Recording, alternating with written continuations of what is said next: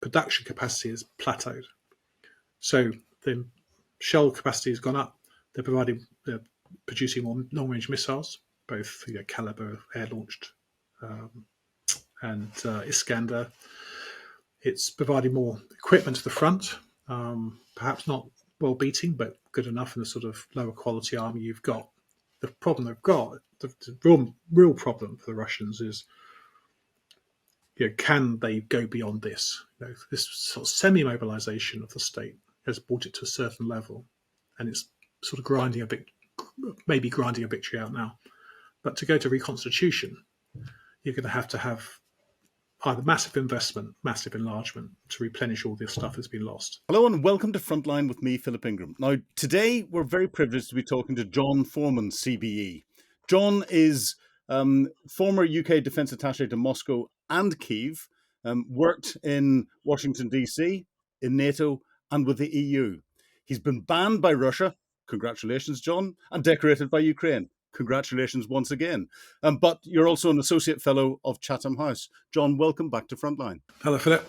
Good to be back. Now, there's a lot of bouncing around between social media and posts going on at the minute. We've had Donald Trump warn Vladimir Putin that he's playing with fire in a statement on Truth Social. His latest comments came after he called the Kremlin leader crazy. And then what we get is Medvedev from Moscow coming back and saying that Trump's words are playing with fire. And the only really bad thing that has happened, because Trump said really bad things would happen if he hadn't been looking after Putin effectively, the only bad thing would be World War III. And then this morning or last night, we get General Kellogg coming out and saying stoking the fears of World War III is unfortunate and a reckless comment by Medvedev, an unfitting of a world power. President Trump is working to stop the war and end the killing. And he then emphasized that General Kellogg and Donald Trump were still waiting for the Russian memorandum that had promised over a week ago, giving the outline of the ceasefire. So you're sitting in the embassy, put your old hat on, trying to make sense of this. What's going on? Well, I think it all goes back to last Monday when Trump and Putin spoke. And Trump obviously gave way to the Russian position. Putin got away with his position of let's have talks first and then a ceasefire perhaps in due course. And Trump had abandoned his position of having a ceasefire first and then talks. So I think what we're hearing is noises off in the absence of further statements by Trump. And there was that tweet, that was Truth Social saying, come on, Vladimir. We're waiting to see what the Russian reaction is. But of course, the real problem is whatever's being said by Medvedev or Kellogg hasn't really changed anything. The Russians seem to be insistent on their position and that Trump isn't prepared to use any sticks to bring the Russians to the table. Now we can discuss whether America has enough sticks. But even the sticks it's got, sanctions, arms, frozen assets, secondary sanctions against Russian allies, G7 oil price caps, things like that to actually try and drive compliance by the Russians, the American president has been unwilling to use.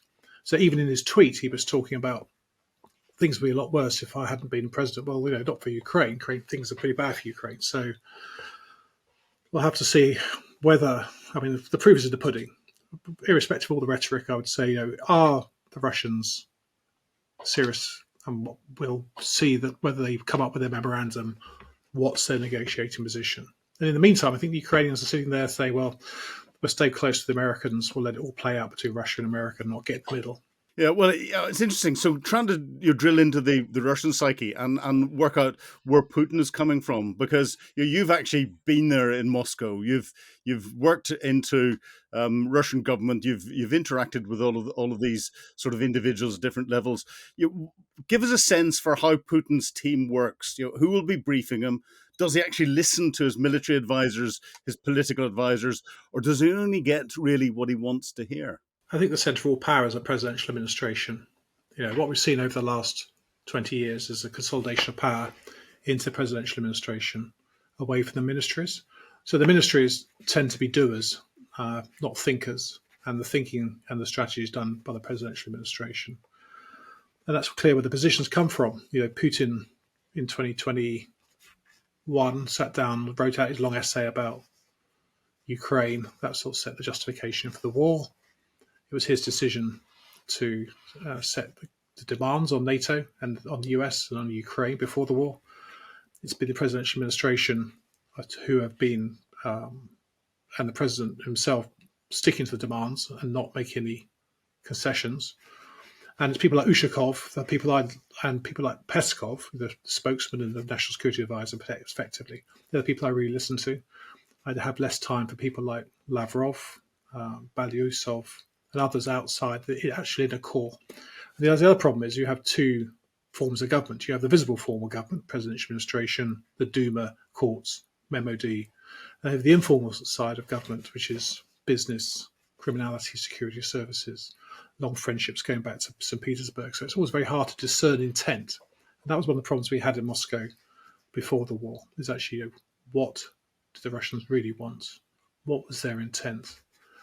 Stated and understated. And I think, all we can say from the last 3 years is that Putin has kept his team in the presidential administration the same. And secondly, his demands haven't changed at all. Okay, so what would the collective of Western defense attaches be doing at the minute in Moscow with everything that's going on to try and get an understanding so you can back brief various foreign offices or MODs? And is there a good collective noun for a group of defense attaches? Well, I mean, firstly, I think a gaggle is probably the word I'd use, a gaggle of defense attaches. But I mean, the first thing is Russia, the diplomatic corps, the military diplomatic corps in Moscow is or was one of the largest in the world after the United States. So unlike, when I was in Ukraine, every part of the world represented, especially more in Africa, more from South America, more from South and Southeast Asia than there were in Ukraine. And I think it gave a sort of a more the cosmopolitan feel to it. And also it was important for those of us from NATO to get out of our comfort zone, not just talk to NATO defense attaches, go and talk to those who have different views, especially those nations, we call them third states or whatever, places like Egypt and Morocco and Nigeria and Pakistan, India, Israel, Japan, or South Korea, and others, to see what their perspective is. And also because we have limited numbers and limited access since 2018 and Skripal poisoning, trying to get insight into what's going on to the Russian MOD is important to actually put out as many feelers as possible. So what would I be doing? I'd be talking to my colleagues. I'd be trying to speak to experts, given the access into the MOD, Russian MOD, very, very scant. I'd also be trying to divine what the Russians were actually telling us. And also, we have other meetings, perhaps with the Ministry of Foreign Affairs or Presidential Administration, others, to try and come up with our view. Is Putin serious? What are the red lines? Where is there possible room to shift? How the war's going? What are the key problems the Russian military is facing? And also, where's the Russian military going beyond the war? What are the pathways towards reconstitution? And how long have we got in the West to ensure that our defence and deterrence are adequate? Now, within all of this, everyone refers back to Putin's past as an old KGB officer. Are all of his tactics explainable by his past, his upbringing, in that intelligence background? And again, people are saying, and Donald Trump has said that he's seen a change in Vladimir Putin over the years. He doesn't know why he's gone crazy. Have you seen a change in the way Putin is dealing with things? What do you think might have caused it, if it's there? Well, I think firstly on that point about change, I think Putin's been pretty consistent since the very early days of his presidency. He's been consolidating power. He's been removing opponents. He's been trying to seek to re-establish control over those countries which were part of the former core of the Soviet Union. He's removed political opponents. He's presided over a mountain of corruption to enrich himself and those around him. So I think that's been going on since the very beginning. And I don't think it's changed at all. What the Russians have been doing in Bucha is very similar to what they did in Chechnya and what they did in Georgia. I mean, I think the problem about Putin is I'm less convinced about his sort of mythologizing of this KGB past. Is also about where he came from. Poor boy, Leningrad in the wake of the war. His brother had died during the siege. And I think the Soviet period and the KGB gave him structure to his life. And that says the most formative moment is to get him becoming part of this sort of shield and sword of the Soviet Union. And he wasn't particularly successful. Of course, he was lieutenant colonel. He was part in being sort of counter-espionage, counterintelligence in East Germany, rather than actually being, should we say, in the west of Europe, running agents himself. And I think the problem is he's very much a man of the 1970s and 80s, of the sort of Brezhnevian period of stagnation. That's what he refers back to the whole time about the glories of the war, the glories of the past. And those around him, which he promoted, have grown old with him. So they're all in power, these old white analog men, a particular worldview that's shaped their nationalist, chauvinist opinion towards Ukraine, and also a suspicion of the West. None of them have any great experience of the West. There's a deep lack of understanding about us, just as I would say there's a deep lack of understanding about Russia in the West. Well, you look at what's happening to Russia at the moment. If we look as to why, or one of the reasons why the Russians pulled out of Afghanistan, it was the mothers of the soldiers that put pressure on the government at the time. The casualties coming out of Afghanistan, out of Ukraine, are horrendous at the minute. If we believe the Ukrainian Ministry of Defense as an indicator, 980,000 dead or wounded. We're getting on towards 1 million. Ukraine is now firing more and more drones into Russia. One of the biggest drone attacks from Ukraine last night. Russia's doing the same back. We've got Zelensky possibly meeting the new German Chancellor Merz in Germany today. Zelensky's landed. And Merz has come out to say that the restrictions on the range restrictions and use restrictions on Western missiles, and interestingly, he said British, French, German, and American restrictions have been removed. I haven't heard that from any of the other leaders that are around. But there's a lot of talk around the importance of the Taurus missile and Western missiles and all the rest of it. But Ukraine is hitting targets well beyond Moscow and having a military effect on them without the Western weapons. What do you think the Russians and the Russian people are making of the Ukrainian drone attacks? And do you think that the use of Western military missiles would have an appropriate military effect or potentially lead to an escalation? I mean, firstly, I'd say that it's very hard to equate the war in Ukraine with the war in Afghanistan. And I think, there's a sort of narrative by some British ex-military journalists who talk about, it's one more step, the mothers of the soldiers rise up. But actually what happened was Putin and his regime neutered those organizations before the war started.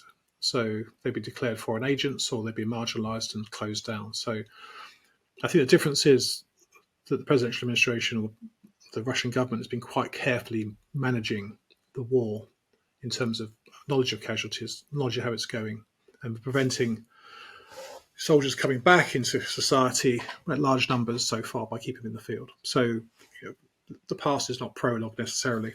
I think the other thing I'd say about drone attacks be going for a while, missile attacks, you had Storm Shadow and ATACMS, Scalp in the past, is that Russian public support for the war seems to be pretty solid. Now, I mean, there's lots of academic arguments about whether you could actually point to say, yes, these means that the Russians are supporting or not supporting it. But I think if you look at the trends, I think the numbers of Russians who either support it, hardcore nationalists, or who are sort of acquiescent towards it, outweighs those who are hardcore against it. And actually, recruitment went up in the Russian army after the Ukrainian incursion into Kursk. And actually, there's been no sign, as we know, at all of any public protests because of the fear of coming out against the government. So what do they think about it? I mean, I think they see it as baked in, but they see that this is the patch. They want to see the war end. They want to see the drone attacks stop, but they want to see it end on Russia's terms, and they trust the government to do that. That's my reading of it. So I'm not expecting to see drone attacks really tipping the balance, especially the numbers. I mean, don't seem to be at the same scale as the Russians can achieve. I mean, the Russians have had punishing attacks on Ukrainian infrastructure and cities for 2 or 3 years now. That's been deliberately to target the military-industrial complex and also to target Ukrainian morale, which I think has probably worked. And we saw the attacks over the weekend as a continuation of that strategy. In return, the Ukrainians have these spectaculars, but they don't seem to have the weight to be able to do it constantly, to have a significant effect on the trajectory of the war, or the Russian, should we say, deep operation, the Russian rear. And of course, the missiles, again, they are great capabilities within a certain range, but do they have the Ukrainians have enough? And of course, Scholz, we talk about Taurus 2 years ago, and I agree with Ben Wallace. He was the wrong man in the wrong place at the wrong time. The new chancellor has apparently lifted restrictions. The problem is, in the meantime, the Russians have dispersed. They've got a better camouflaging, and they've improved their air defences and their electronic warfare. So, in this sort of cat and mouse battle between offence and defence, I don't expect to see these long-range missiles have quite the effect they had maybe a couple of years ago. It's interesting, knowing the Germans. I'm sort of asking the question myself as to whether they're concerned that it would not prove as effective as they believe it is if it's flown against modern electronic warfare and Russian air defense systems. So that's one of the reasons why they're holding back. But that's purely me speculating, having lived in Germany and worked with them beforehand. Yeah, so we had the same discussion about. Sorry, we had the same discussion about Storm Shadow.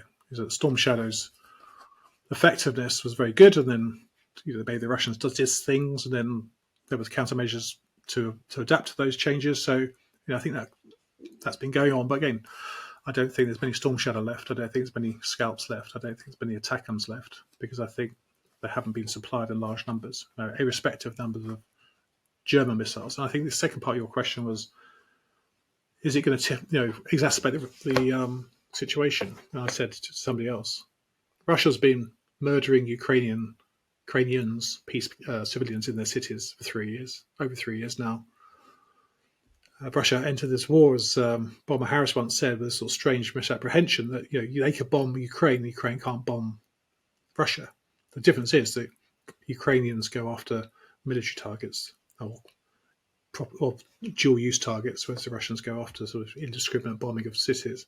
So we'll be used to Mr. Medvedev's cackling and Peskov's moaning and Zakharov's lies, but the fact is that, in truth, previous use of long-range missiles in Russia by Ukraine hasn't changed the situation, because I don't think Russia wants to escalate the conflict beyond Ukraine. I.e., want to keep it local, not make it a regional war with NATO. So do you think all this nuclear saber rattling that happens every time there's a new piece of equipment used is merely just trying to stir the information pot to create angst in the West, but the Russians aren't serious about the use of proper weapons of mass destruction? No, I'm not. I think every time we've had these sort of military these new nuclear doctrines come out, what Russia's been doing is clarifying its use criteria. Perhaps it lowered some of its launch criteria against aerospace attacks or use of third parties against Russia. But actually, it's been pretty consistent. As far as I'm aware, nuclear talks between the P5 nuclear nations continue, and that's good for strategic stability. Second, the Russian strategic nuclear posture hasn't changed dramatically in the last 3 years. Thirdly, Russia carries out its exercises as it's always done. It had an exercise just before the war, and that was to signal America not to get involved directly in the war. And in some terms, that's how it's worked. The rules of the game are Russia's got nuclear weapons, Ukraine doesn't. So everything in this conflict has a nuclear dimension, whether we like it or not. So it's settled down. Now, we can talk about extension of the Russian umbrella over Belarus, but that was always implied in the previous doctrine. So I've always been fairly calm about the nuclear angle, because, again, I don't think Russia wants to go down that path. It wants to keep a war away from its soil, and it has that sort of cultural memory of 25 million dead in the Second World War, and doesn't want to go that way at all.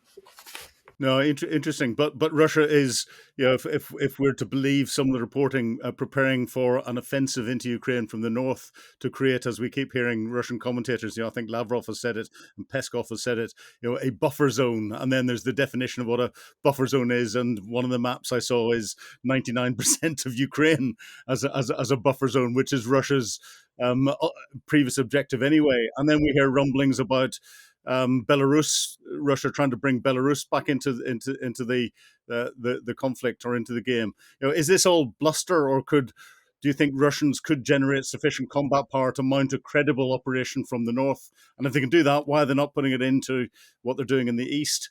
And do you think Russia's trying to get Belarus involved in the fight? Well, I think the main effort is still Donbass, in particular Donetsk. That's where the Russian summer offensive has already started, to try and flank some of the Ukrainian cities and try and make greater ground towards two fortress cities, and to try and get closer to the Donetsk Oblast border, which is one of his key demands. I think there has been talk about from Zelensky and others about this Russian offensive for the northeast side to follow the Ukrainians over the border from Kursk around Sumy. Again, the problem the Russians had before in 2022 was splitting their axes of effort into multiple axes of effort, none of which succeeded. So the key lesson they learned, which the Chinese also learned from this, is that you need to reduce your boundaries, you need to focus your effort, and within that front, that direction, that will have a main effort, and not start off having vainglorious attacks from elsewhere. So I expect to see diversionary attacks along the front. I expect to see the main effort in Donbass. On Belarus, I think Lukashenko has been always very, very keen not to get Belarus dragged in directly. So we know that Russia launches air attacks and drone attacks, missile attacks via that way.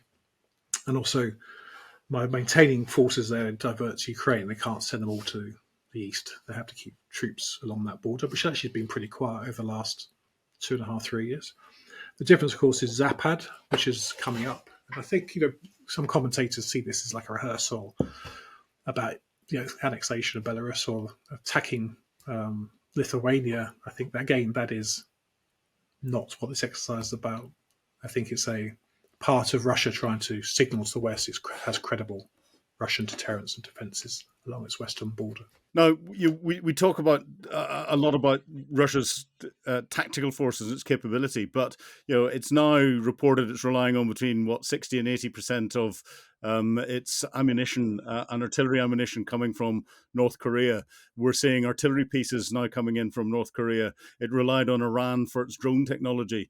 I wonder what Iran's getting back for that. The Russian big armored vehicle storage depots are emptying, if not are completely empty now, 3 years into the conflict. Can Russia's defense industrial base sustain its level of operations and its level of losses at the moment? So I'll be reading about this over this last week. I think the Russian military industrial complex has sort of stepped up. It was really bad before 2021. It has stepped up, it had a lot of money, it's running more shifts, and it's had more focus. Medvedev has been sent into the factories threatening death to bad managers. But the other problem is it suffers from capacity issues, it suffers from access of tech, it suffers from corruption and poor management, lack of investment, lack of tooling. So what it's really been able to do is be able to refurbish and re-equip these older Soviet bits, tanks, equipment, armor fighting vehicles, and not be able to provide those sort of exquisite newer capabilities. Now, that's fine, isn't it? Because, somebody said a tank is a tank. Whether it's a T-72 or it's a T-90 or T-84 or T-64, it's a tank. And the way the Russians have been using it in the field, it doesn't have to be an Abrams or a Challenger 3 or super-duper Armat tank. So the analysis I've read about the military-industrial complex is actually production capacity is plateaued. So the shell capacity has gone up. They're producing more long-range missiles, both Caliber air-launched and Iskander. It's providing more equipment to the front, perhaps not well-beating, but good enough in the sort of lower quality army you've got. The problem they've got, the real problem for the Russians is, can they go beyond this?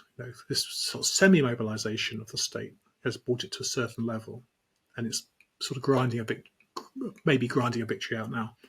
But to go to reconstitution, you're going to have either massive investment, massive enlargement to replenish all the stuff that's been lost, or you have to pick some certain key areas and just ISR, C2, EW, drones, missiles, and the rest of it will have to be sort of, should we say, older generational stuff. So I think that's a big issue. But at the moment, I think the use of North Korean shells and missiles and the Iranian tech. I mean, I know that Russia has taken a lot of that tech, is actually now producing it back in Iranian tech now in Russia itself through factories in Russia. So we have seen adaptation, and the drone gap has closed with Ukraine, and I think Russia's got a missile advantage, considerable missile advantage and drone advantage, strike drones now over Ukraine. Why do you think we haven't seen the Russian Air Force that was feared by the West for so many years, with the volume of aircraft and weapon systems that they've got, have any real effect on even the tactical battlefield? The Russians have not been able to create local air superiority over the battlefield, which is why ground operations are just not progressing at the level that Russian doctrine would have suggested they should do. Again, I think people before the war misunderstood what the Russian Air Force was or is. I think it's fundamentally a defensive force, not an offensive force in the same way as the American Air Force is. So if you look at people who took the American Air Force, projected it onto the Russian Air Force and said they operate in the same way. Well, they don't. The role of the Russian Air Force is to keep threats away from Russia. So air defense, they had no practice in conducting complex combined operations over enemy territory. It was the sort of dog that failed to bark in the early days of the war, when we expected much more bombing. They weren't used to operating in a contested environment. Training hours were low. Equipment wasn't necessarily the most modern, and they got the bottom handed to them by the Ukrainians in the first weeks and months of the war, which forced them to withdraw to a sort of situation now where they do have an effect, I think, by lobbing these glide bombs in. But they're not an air force which is capable of doing independent air power, as we might imagine the Americans, the British, French air forces to be able to do. They're very much more an extension of the Russian army as a flying bomb. So the prospects of their reconstitution, they don't get talked about much by Putin, actually. His reconstitution efforts focus on the Navy and the Army and the strategic missile forces, not on the Air Force. So I think for future of the Air Force, it hasn't had a good war. It's lost a lot of aircraft. It's failed to sort of have strategic effect, as we might imagine the Americans would do. It did in, for example, Iraq.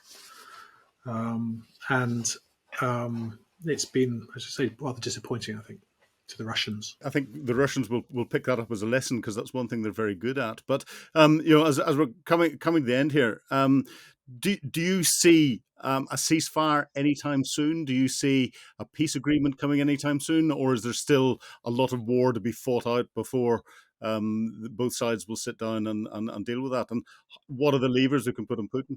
Yeah, I mean, I think peace, ceasefire. The problem we've got is, actually, I think the sides weren't that far apart 3 years ago in Istanbul. You can see a shape of a deal, which would be land for peace, which is unpalatable. It doesn't satisfy Ukrainians. It won't satisfy the Russian elites going to this war in the first place. So that's probably where you're looking at now, just for the realities of the war. Neither side will be able to achieve a breakthrough. Neither side will be able to deliver a knockout blow.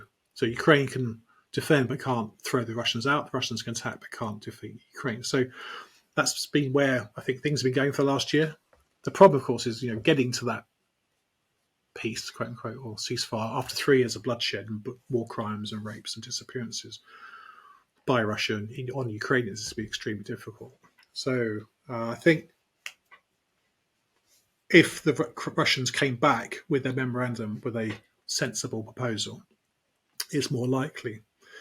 If Russia is still demanding, denazification, which is the removal of the elected government, or demilitarization, shrinking of the army, or demanding formal recognition of the occupied territories, or demanding NATO pull back, or the removal of American nuclear weapons from Europe, I think that's going to be very hard to get to a peace deal and then a ceasefire. So, but I think the problem is the Russians are reluctant to enter a ceasefire because they realise if you do, then things get fixed, and they still want to achieve full control as self-declared annexed territories in southeast Ukraine. So getting into war is easier than getting out of it. And I think, what we need is leadership and cunning and diplomacy and nuance from the American administration, which we're not getting. Well, on not getting that nuance and leadership from the American administration, John, getting your insights into this from someone who's been there, seen it and done it is absolutely fantastic. Thank you very much indeed for joining me today on Frontline. Thank you, Philip. Enjoy it. You've been watching Frontline with me, Philip Ingram. If you'd like to be amongst the first to get exclusive content, please subscribe to Times Radio membership at the link below. You can also listen to Times Radio for the latest updates on global affairs or read about them at thetimes.com. Thank you.